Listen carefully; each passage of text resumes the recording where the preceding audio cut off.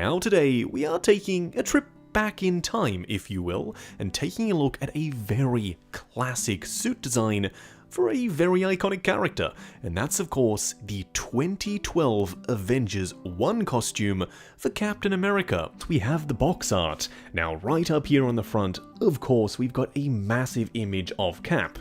Now I don't believe this is the figure, it's more of an artistic representation. It's got that oil painting style aesthetic, just like all of the other figures in the Endgame line. But first in-hand impressions are very positive. This guy definitely looks and feels like a massive upgrade compared to the original release. Here we have him standing straight up and down in the light box, no crazy poses or accessories or anything like that. And even though this isn't my favorite Cap suit design, there is something to be said for a figure that literally can just stand there without any poses and look as realistic as this guy does. For a quick side-by-side comparison, here we have the new Cap on the left and the original on the right. And straight up, you can tell there is a huge difference here. The new one is a massive improvement, specifically when it comes to the look of the outfit, the proportions, and the body. I mean, the original was great back in the day, and to a degree, I still like it now, but the new one is just so much better.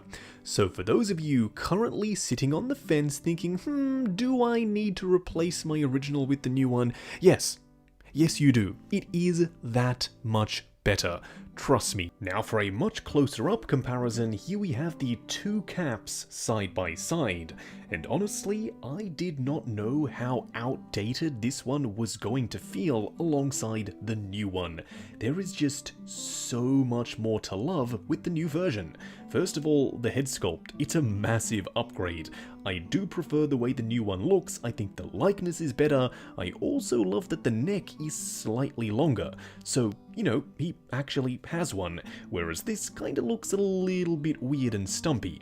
Also, he's very flat in the traps department, whereas the new guy has more structure. The proportions just look so much better. Just going over articulation. Now, starting off with the head sculpt, it is on a ball joint at the base of the neck, so going forward and back is relatively limited to about there.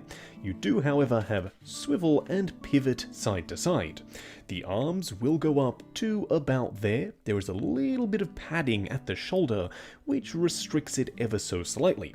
Going forward and back on ratchet joints to there, butterfly joint at the shoulder, swivel at the bicep, a double bend at the elbow, and of course a regular 1/6 scale wrist peg.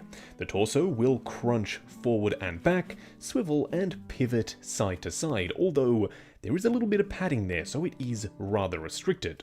The legs themselves will go forward to about there, they will go out to there, swivel at the upper thigh, a ratcheted double bend at the knee, and lastly a split cut boot design with a ball joint for the ankle. Yeah, this figure is a massive upgrade to the original. But that's the thing, you already have to be predisposed to liking the 2012 suit. I personally don't love the design, but I love what it represents. He is significantly taller than the other 2012 Avengers, but that's not the biggest deal in the world. At the very least, he is the correct size to fit in alongside your modern day Hot Toys figures.